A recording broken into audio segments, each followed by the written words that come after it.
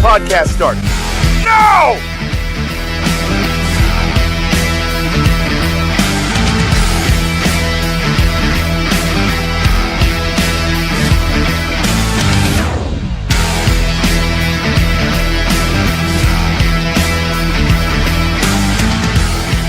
The standard is the standard. We set the standard.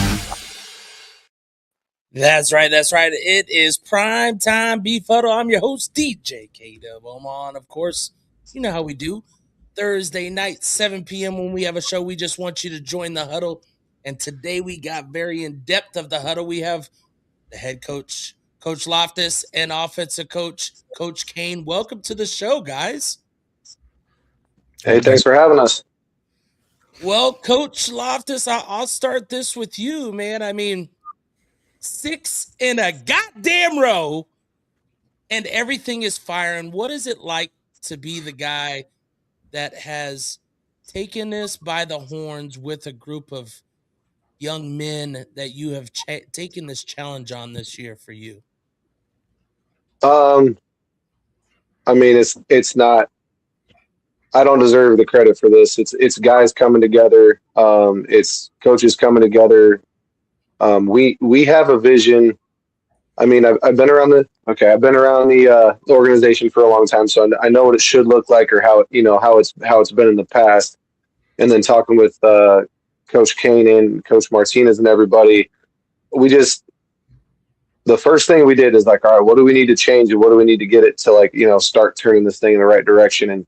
And luckily guys bought in and they started to buy into that vision, what we're asking them to do, and everything like that. So it's been a process. This didn't just happen overnight. It's a lot of long hours, a lot of phone conversations, a lot of tweaking and adjusting and seeing what we need to do. But it's like I said, it's buy-in from all the coaches and helping us push all the players in the right direction, and it's buy-in from the players as well.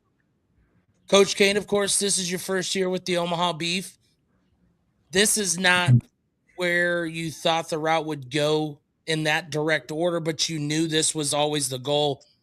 What was your main concern and ability to change to notice that this team still has it after 5 losses as we are now ending at our 6th win in a row?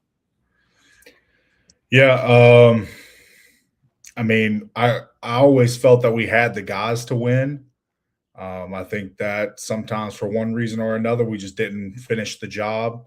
But I think that it just took a different style of coaching and believing in these guys and, letting them know that the record didn't dictate their ability. And, that's kind of been our message since Coach Loftus took over, just like one day at a time, one practice at a time, one game at a time. We don't focus on goals down the road. Even his first game was, our first game together was Colorado, and that was it was a whole bunch of mess trying to get to that one. But that's all we focused on.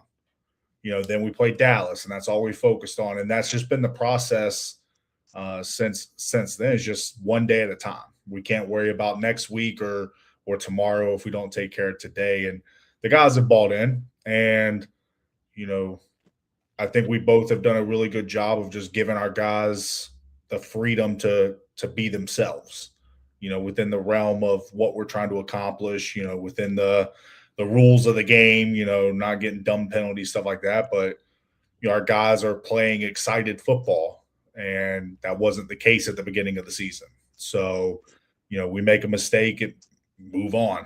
We flush it, we move to the next play. So a lot of that credit, I know he's very humble, but Coach Loftus has done a hell of a job. And, if he's not in consideration for Coach of the Year, then it's a a sham in my opinion. But well, Coach Kane, I mean, you are coming from also a side that just recently retired from playing and gave up the playing side. When you think of it on your side, as far as both the looking from the player's point of view and the coach's point of view, how do those two things line up in these past 6 weeks for the success that you're seeing?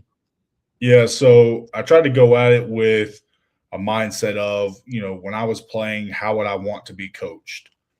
And that, that wasn't the case early on. Early on, it was kind of just a whirlwind of BS and mistakes and things like that. And, I'd like to think over these last 7 weeks that we've, kind of gotten this thing turned around. It's just, I coach the offense hard.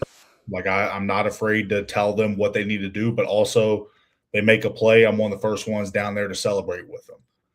So like, you got to have fun, coaching this game.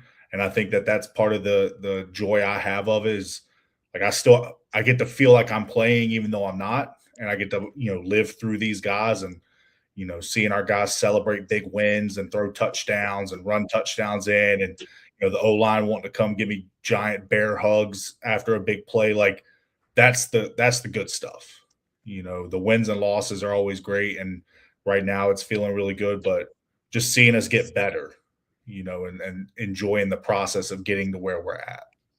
Well, Coach Loftus, of course, Beef Nation's not used to what we've seen, but you've been through a little rocky road these past couple of years with coaching staff, this, that, and the other. What have you learned through this process that has shown that, this is the next step that you wanted to take, and now you're able to do it with the feeling that that success can come on that other side of it? Yeah, I mean, I've been fortunate to coach under a lot of good coaches, especially on the defensive side of the ball. That's mainly where I, have been. With Coach Kerwin, kind of gave me my start when I first volunteered, and then when I moved back from Alabama, he's the one that brought me back. And then I was with Coach Jones right after that when he took over, and then Kaiser kept me around, and then Tatum and Coach Knight kept me around, and so like you pick stuff up from each coach, stuff that you like, and then there's some stuff that you might not like, and then you just kind of build your style as you go. But like I said, it's when you've had the success that Omaha's had and that I've been lucky to be a part of, what it should look like. And when it's not going that way, it's like, all right, what do we need to fix to, turn it around to get it to look like it's supposed to? How can we get, those players to buy in? And like Coach said, players are having fun flying around, and there's that, you see that, like that joy or just that excitement coming from those guys. And I think the first part of the year, we were, especially after that first loss, guys were kind of playing scared to, I don't want to mess up, or I don't want to, do this. And they just kind of took their foot off the gas when you start thinking too much like that versus playing with that excitement and playing, for each other. Well, and for you, what are you seeing that is so special with the veterans that you do have on this team? I mean, we are very well led by the veterans, and of course we'll also get to the newcomers and that, but what are you seeing from the veterans that continues just to push the next day harder than the one before? I'll speak more to the defense. Coach King will speak more to the offense and stuff. Defensively, as I've said before on like the coaches show and stuff, the guys are starting to like almost coach themselves. So before I can even step in and say like, hey, you should have, they're talking already about like, oh, I should have pushed down, you should have pushed back, or hey, if this happens again, we need it. So some of the guys have been under me and been coached in this style of defense before, so they know like the rules really well. So then they kind of taken those younger guys under their wings. And then communication, man, when those guys are talking and communicating, they're like almost in the huddle with the offense, so they know what's coming out. Some of the offensive guys, they've asked me questions about, hey, coach, like what defense were you just in? Hey, if they're doing that, is this their rule? Are they supposed to, do that? So then they can kind of pick, the holes in the defense, or if they get that look in the game. So, like I said, just the communication, defensive side of the ball in particular. But then, like I said, offense is trying to pick my brain too. So then they know how to pick apart whatever defense they're seeing or they're facing. Well, and CJ, we'll go to you. I mean, of course, the offense is all about timing, and like defense, you can sometimes fill in some players in spots and still kind of hide your weak spot. On offense, you have to go at all cylinders in order to get to that touchdown and to get the points. What are you seeing from the veterans? Of course, your offensive line, offensive players of the game this last week, being able to help you ground and pound. But what are you seeing with some of these new guys that have came in and took to your culture? Yeah. So, it's always interesting when you kind of step in and have to, for lack of better terms, do some damage control. You have to show, first thing is show like you know what you're doing. And once that starts happening, now I have conversations with every offensive guy at some point every day, bouncing ideas off each other. Like I'm a little different in the sense of like I put together a game plan, but if a receiver's like, hey, coach, if we run this route instead of this one in this play, maybe that'll open up even more. Like I'm the type of coach, like we'll try it. If it sucks, I'm going to tell you it sucks. But if it works, I'm going to say, hey, you did that. Like, you'll never hear me take any of the credit for what's happened. That's all the guys that are out there on the field, the guys buying in, the guys finally having someone to believe in them. The guy who's, in my opinion, been one of the dark horses for, just, I don't know, whatever award you want to make up for him is David Ross. I mean, that guy has each game found a way to get better. And, the O-line's playing at a high level. The receivers are blocking their butts off for him. They're having fun blocking, which you don't usually get with wide receivers. But, like, we just want to win. There's no ego when we're talking during the game. Yeah, guys want to make plays, but guys want to win. Winning's fun. But they've bought in, and I've bought into them. They bought into me. I tell them every single day, there's nobody else I'd rather do this with, so we joke all the time. It's about us. It's about nothing else. We don't care who we're playing, who does what, when, where, why. Like, it's about the beef, and it's about us on offense. Like, even to the point where in practice, we don't worry about the defense. We don't worry about, anything besides the 8 guys on the field offensively. And that's just that's all we can control, So I told the guys last night, I said, I don't care, how we have to win this game this Saturday. If we have to win it by 1 or if we win it by 31, we just have to win it, but we can only control what we can control. Well, and Coach Loftus, will go to you this, question. The Beef only lost 34-26 that first time, and we all know that we're on our 7th quarterback, but our 7th quarterback makes a difference and continues to show week by week that sometimes and it could be the 8th quarterback. I don't know. I could be off a number, but we have shown continuously. What can you take from that first game versus Dodge City, and what do you have to scrap and go, it doesn't matter. It's a new game. Yeah, I mean, it's a new game. It's playoff football too. So, every team's going to have a little wrinkle that you haven't seen before. They might've been saving a play or setting stuff up. They might've been running a similar play all year, just waiting for playoffs to, throw a wrinkle off of it. So, I mean, like Coach K said, it's about us. Let's control us. Let's handle our business. And then roll with whatever, wrinkles they throw at us or whatever, mix-ups they have at us. Sioux City had some mix-ups last week that we had to roll with mid-game. They suited some players we weren't expecting and didn't suit some that we expected. So our game plan had to change kind of on the fly. But, I mean, that's what football is about. And like I said, it helps having those veteran guys so they can help talk you through it. It's like, hey man, if they come out again, this coverage would work better. And I was like, all right, then we talk through it. Responsibility wise, is there a weakness that exposes to us, or does that kind of fix the problem that we're trying to solve? So Yeah, it's playoffs, man. It's one game. Been doing it all season. It's one game at a time. Like it don't, especially now in the playoffs. If you lose, you're done. So let's take care of business. Let's handle this one game that's in front of us. Like if you don't handle this one, then nothing else matters. I like that. Of course, Coach Kane, this last week, the third game versus Sioux City, it's always hard to beat a team twice. What did you feel like you guys can continue through the momentum that you guys built up on the offensive side this last week? Yeah, I felt like we kind of set the tone early in that game. That's been kind of our thing the last 6 or 7 weeks is we preach about being the more physical unit. And it's not necessarily things that you see.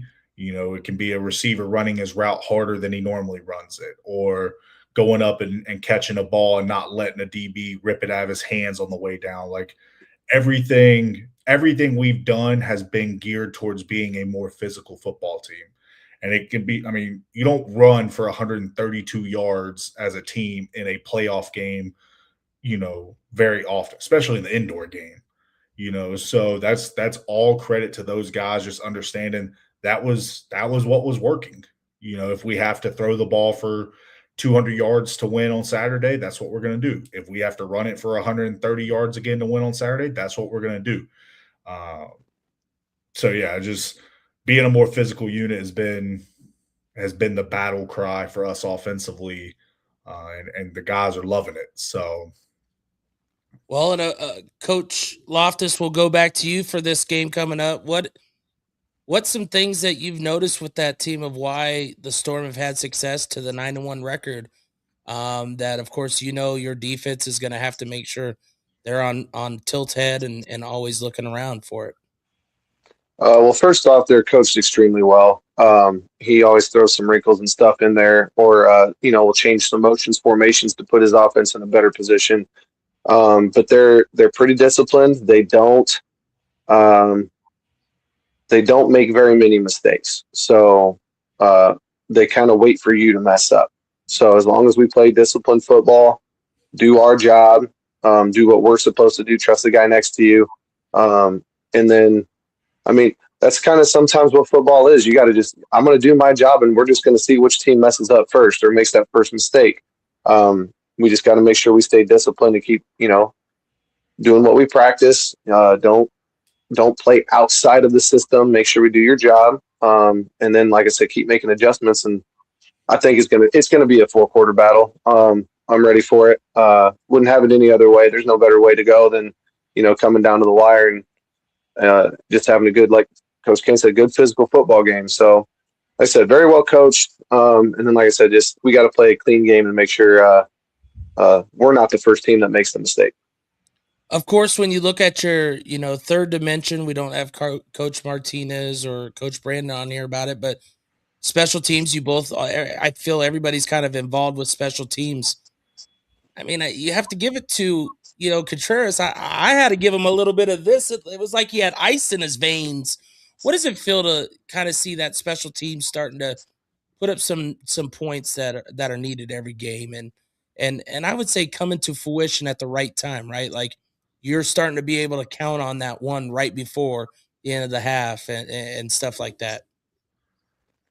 Yeah, it's huge whenever, Coach Loftus and I do a lot of communicating through the headset, especially, we get to that 1 minute kind of drill before each half. And, he tells me every time, like, hey, be aggressive, try to score, and then recently, Chase has been kicking at a very high level. So, knowing that, all right, if for whatever reason, we just want to kind of run this thing down so they don't get an opportunity to touch the ball before the half ends, kick a field goal, we get the ball to start the second half, we can double it up. It's a weapon. It flips the field. If he misses, he kicks it out the back of the end zone. They're getting the ball at the 5-yard line. It's like a punt at the end of the day. So it's been really big for us these last few weeks. He hit huge game winner against Colorado, hit a deuce against Louisiana, hit 2 pretty big kicks Saturday. So he's been practicing and playing well lately. And, I expect him to continue to keep trending in that direction. Now, of course, Coach Loftus, you guys had a good following going up to Sioux City. Down here, it's going to be a whole different story. What do you think will help you guys continue and gain energy? And what does a away team like yourself do when it comes to this type of atmosphere for that part of it? Because you guys are energy driven for a lot of the defensive side. Yeah, it was a great atmosphere up at Sioux City. We had a huge following up there, and it was great to have that many fans. I think they were louder than all the Sioux City fans, which is very much appreciated. Unfortunately, we're not in the slaughterhouse anymore the rest of the way, but it once again just focus on us, handle our stuff, get each other psyched up, and then once those good plays start to happening, offense and defense, both sides are doing a great job celebrating the other side of the ball. So when offense scores, we're making sure we're showing our appreciation. Then when we get a stop, offense is dabbing us up on our way off, because we just gave them the ball back. So it's just feeding off each other's energy. And once the good things start to roll, we got to make sure we keep that ball rolling. Of course, you guys are traveling down to Dodge City. Game's at 7:05 down there in Dodge City. If you're going to go, we greatly appreciate your support for the Omaha Beef. If not, we do have the announcement that we are going to have our watch party at Goose's Bar and Grill, downtown Papillion, where the coaches show was. Believe they're going to start in the back room. And of course, I greatly want to give a shout out to the Rump Roasters for being able to host that, because unfortunately I have a wedding that I have to attend, but there will be a watch party at Goose's Bar and Grill where we have the coaches show. Of course, coaches, we'll get you out of here before you guys could go to practice. Coach Loftus, what's your or we'll start with Coach Kane. Coach Kane, what's your message for Beef Nation out there? Just keep supporting. I mean, we wouldn't be where we are today without the support of Beef Nation, the Slaughterhouse. We greatly appreciate it. Just keep sending us good vibes as we travel down to Southwest tomorrow. And just keep supporting us. And then for everyone else, stay on the side you were on, when we were 0-5. So, but I'm preparing us for. It's going to be a heavyweight fight tomorrow night, or heck, Saturday night. So I want the fans screaming as loud as they can at their TVs, and then hopefully we can bring a big W back to Omaha. Heck yeah, Coach Kane, and I love your politically correct, making sure you pause for a moment as you get through there. Coach Loftus, of course, 6 in a row. It's special, it's special, but the job's not done. What's the message for Beef Nation for you? No, just like he said, thanks for all the support. Thanks for, I know it was a rough start to the season, but once that Dallas, we finally got home for that Dallas game, the stands were still packed, and they stayed packed for every home game here on out. Appreciate all the comments on, Facebook, Instagram, all that stuff. Thanks for sticking with us, through the thick and thin, but yep, keep supporting us. Keep, like he said, be screaming at your TVs, be as loud as you can wherever you are, and be excited as you can wherever you are, and we'll keep this thing rolling. Once again, Coach Kane, Coach Loftus, we greatly appreciate you guys. Go get those boys ready for this big game coming up. Once again, Saturday, watch party at Goose's Bar and Grill, 129 North Washington in Papillion. That's where we had the coaches show. Don't be afraid to come out, have some fun. Get loud with Beef Nation, other beef fans, and I do appreciate, once again, Rump Roasters and Hannah for taking care of that. We'll be right back and let the coaches go. We'll come back with Jason Unger and owner Ricky Bertz. We'll see you in a moment. Omaha Beef Football, Prime Dancers, Rump Roasters, Slaughterhouse, are you ready? DJ next one. You ready? 3, 2, 1, go! Welcome to the Orange Kingdom. Yeah. Orange Kingdom. Welcome to the Orange Kingdom. Yeah. Orange Kingdom. Yeah, we really want it. Beef Nation got them shaking. Got a ring and we flaunt it. Prime chances be on it. I bet the competition's no opposition. We come to take and we done it. Ricky is the chief. Saying, let's go beef. Welcome to the Orange Kingdom. Yeah. Orange Kingdom. Welcome to the Orange Kingdom. Yeah. Orange Kingdom. Welcome to the slaughterhouse. Orange and black. About to win this. Defense stays on attack. You on a hit list. Like a blocking and dumping, jumping out the gymnasium. You want to see the best meetings at the Beef Stadium. Yeah. Orange Kingdom. Welcome to the Orange Kingdom. Let's go Beef. Orange Kingdom. Slaughterhouse. Orange Kingdom. Prime dancers.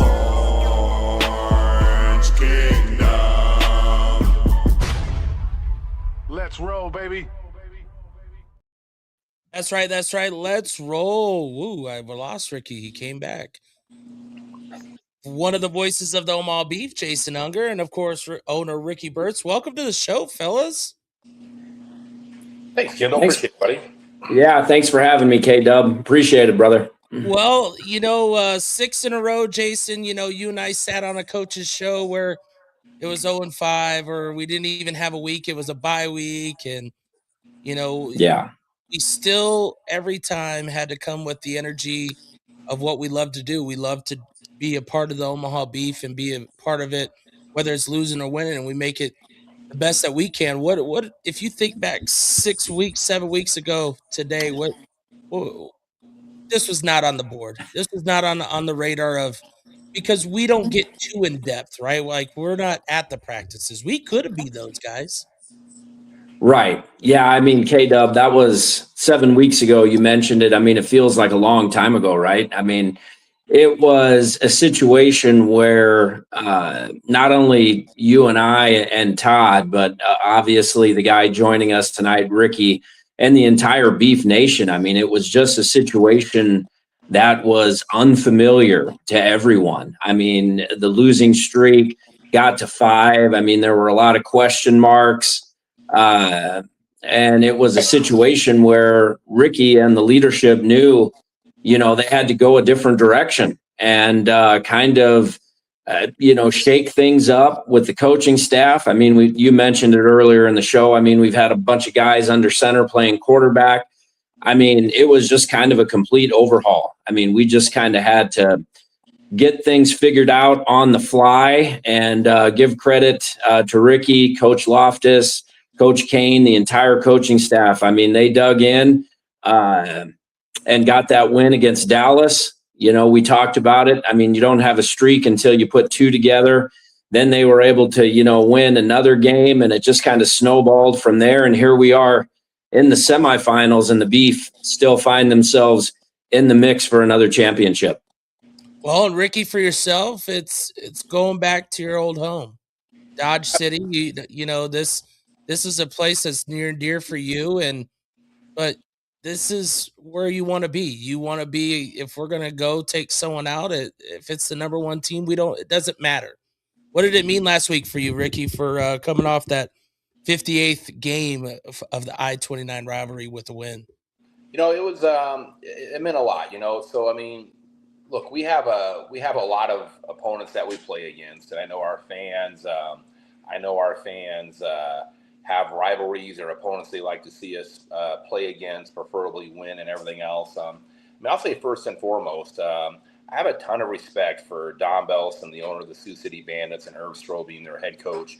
I talk to those guys on a consistent basis, and even though it's one of those things, it's kind of a tough situation. Like you have a lot of respect for them. They're the people that you don't like to play, and I've got some other connections with Coach Owen Salina. You talked about Southwest Kansas, but look, it's just different whenever the playoffs are on the line. You know what I mean? And you guys mentioned it, before with both Coach Loftus, Coach Kane on the podcast earlier, Coach Martinez, Coach Marty, the players.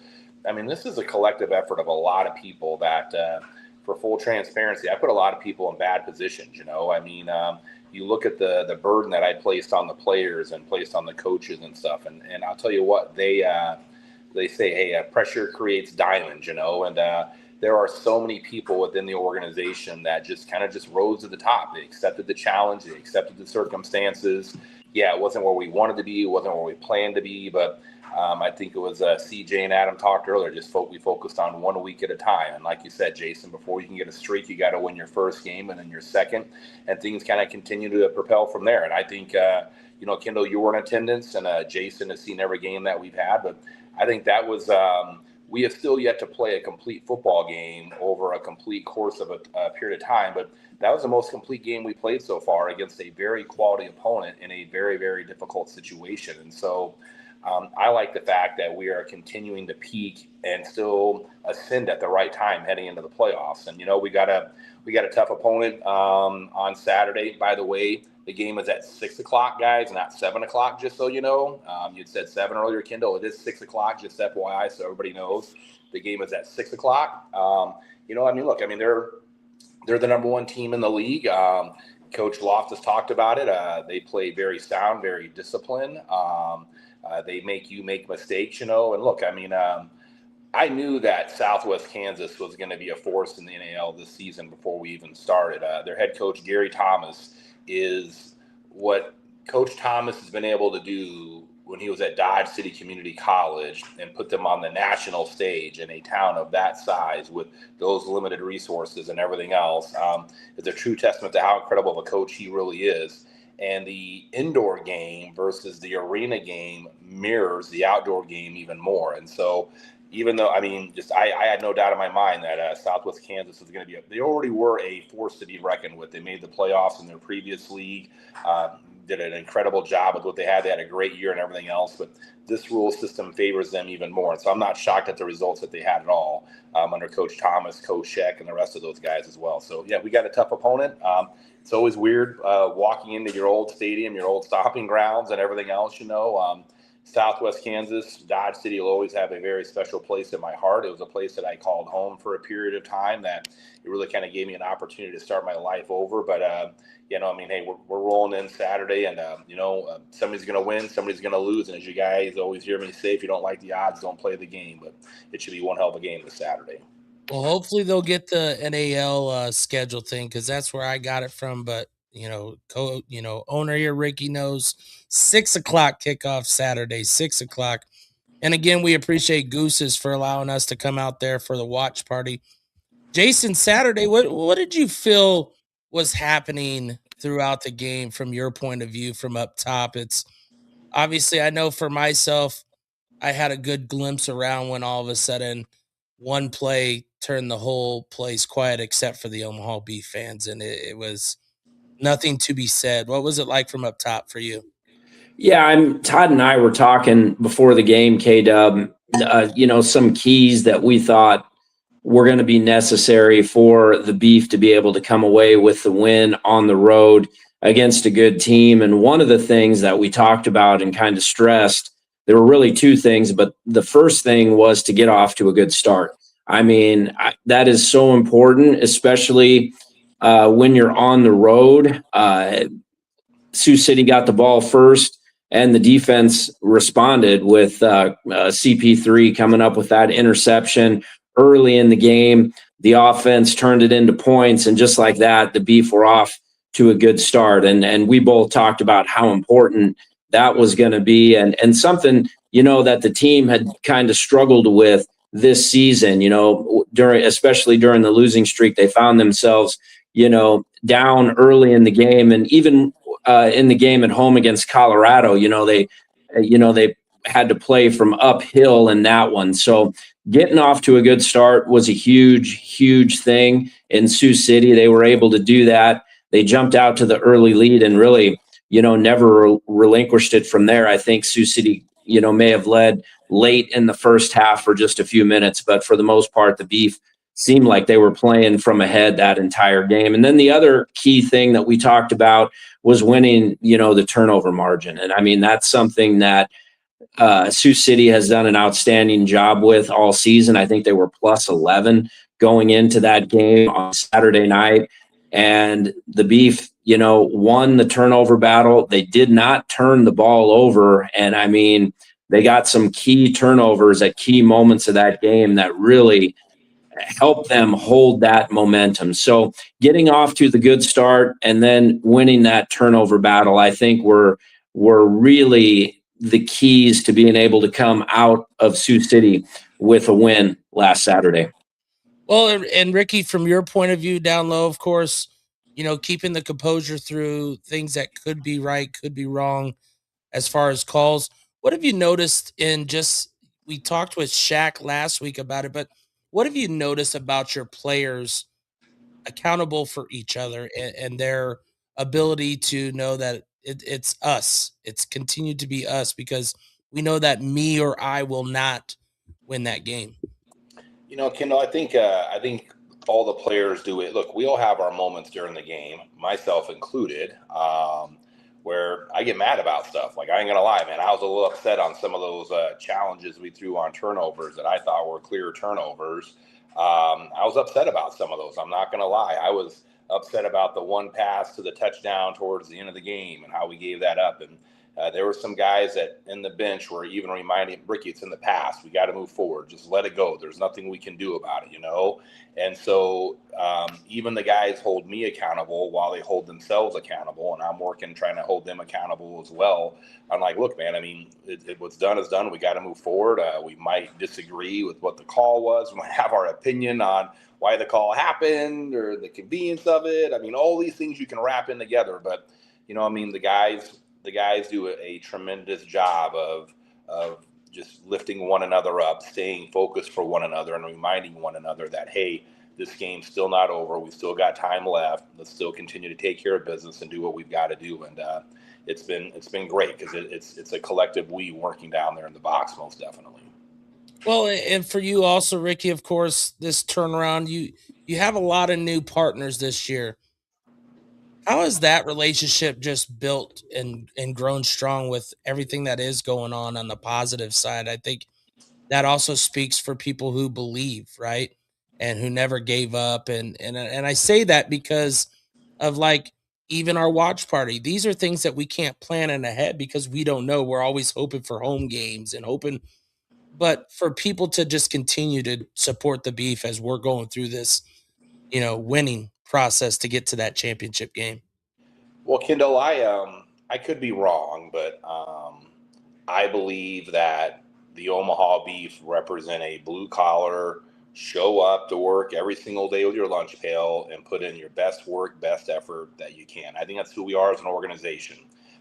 We're nothing flashy. We're nothing over the top fancy. We're just a hardworking blue collar organization, a blue collar football team that puts in all the work and effort. And I think that resonates an awful lot with a lot of our partners that we have and a lot of our fans that we have, that they can relate to us.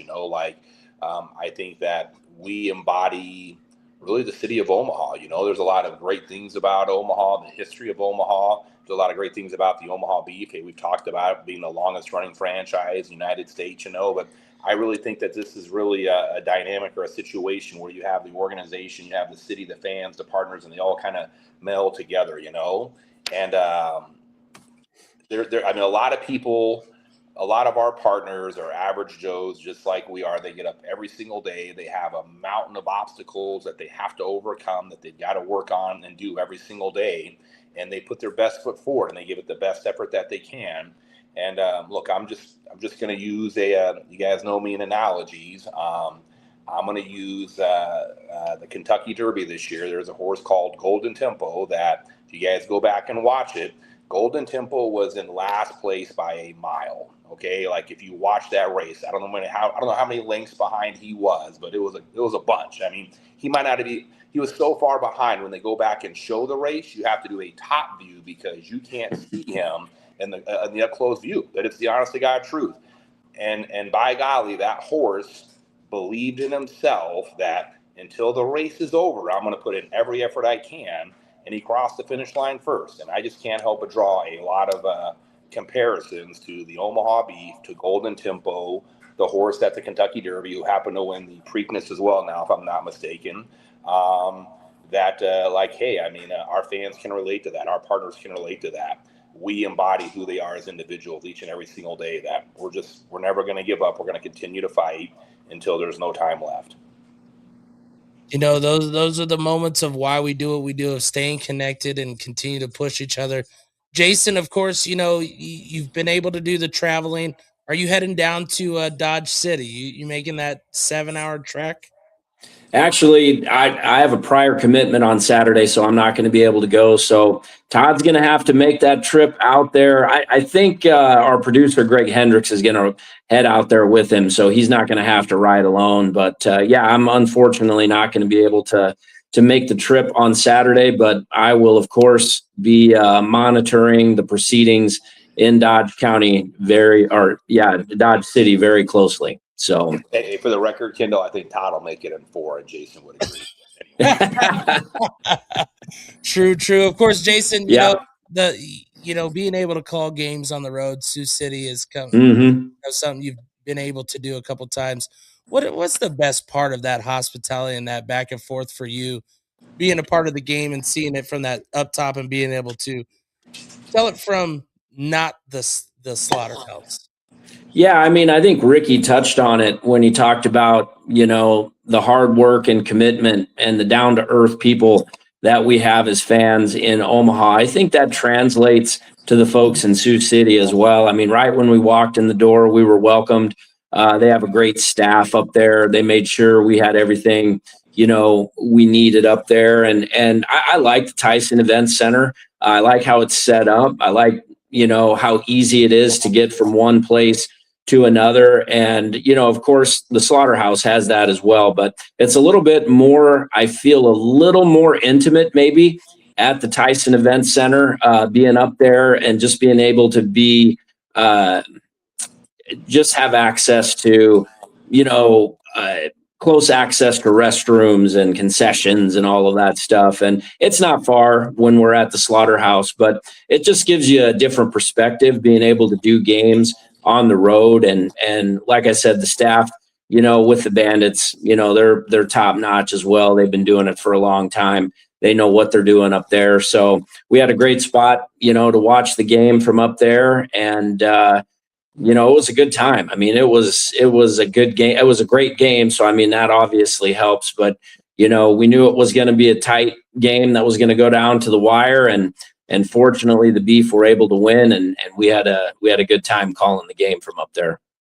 We saw you guys down there. I saw K DuB down there. I always keep an eye on Ricky and the coaches on the bench to kind of get a feel on what's going on down there. And of course, he comes up and talks to us at halftime. So we always kind of have a good feel for what's going on down on the field. And it was great to see all the Beef fans there. I mean, it was fantastic after the win. They all had a chance to talk to the players and congratulate them, on the win afterwards on the field. And the players are always so gracious. That's one thing that I love about, the Beef players.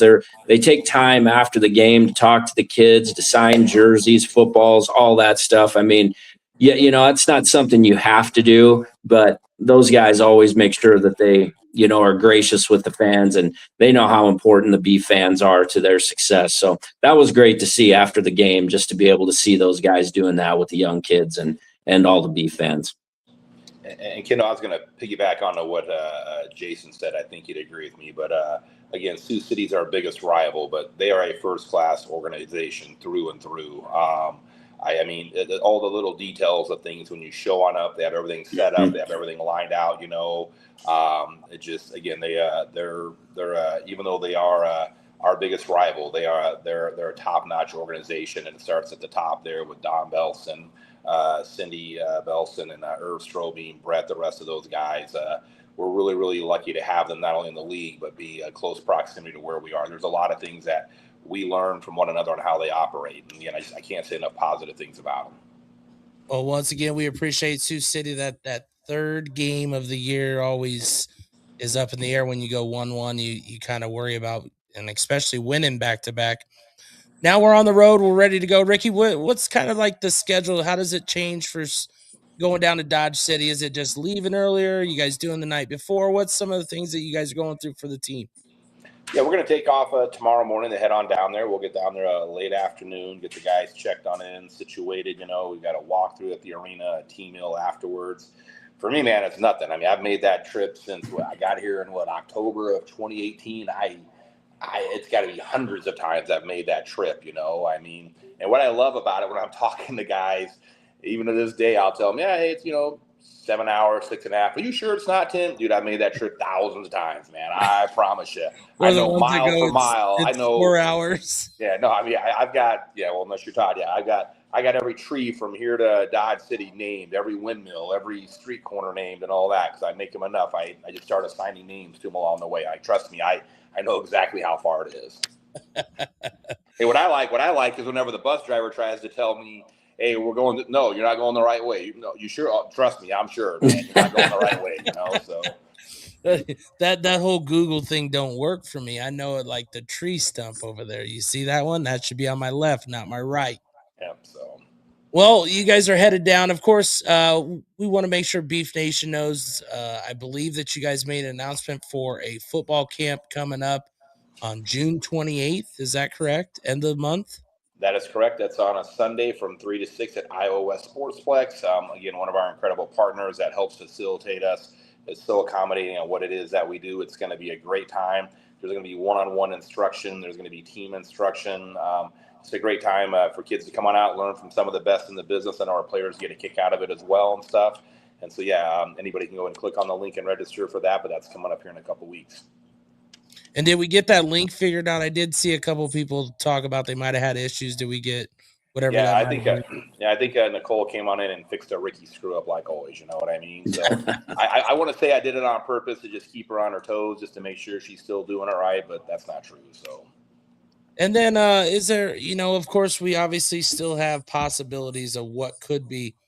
Is there anything else that Beef Nation should know of events or things to see the Omaha Beef as we're finishing up the year beyond that? I mean, hey, like we got a game this weekend. We'll see what happens. I mean, somebody's going to win, somebody's going to lose, and we'll see what happens next weekend. But no, Kendall, we'll be rolling full steam into the off season. We'll be announcing our Fan Fest date and location coming up here very soon. Again, there's always stuff going on with the Omaha Beef, and we like to keep our fans engaged and active on what's going on. So we got some more announcements coming up soon.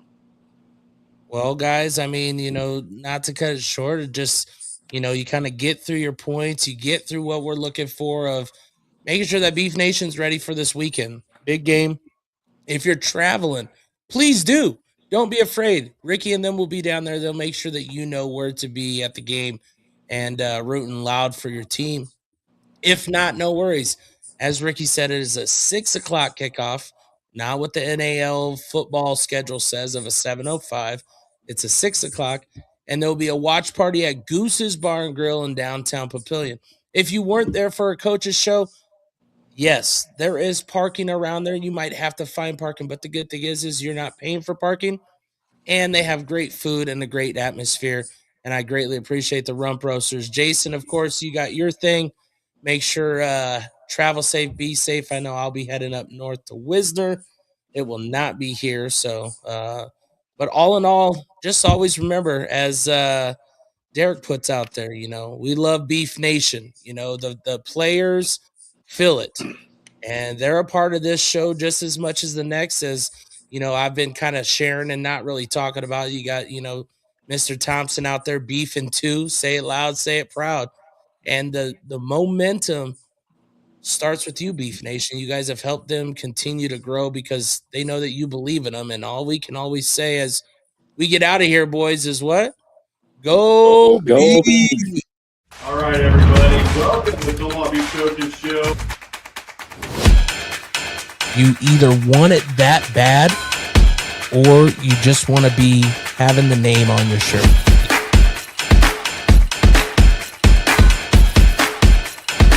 We're going to discuss with him everything going on here.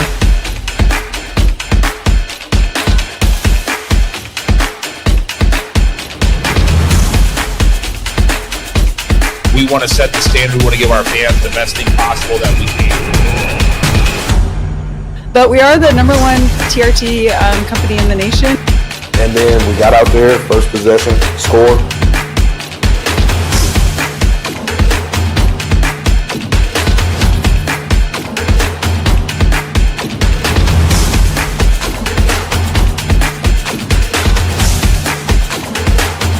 going to be here every Monday night, 6 o'clock, Goose's, downtown Papillion. Let's get this started now.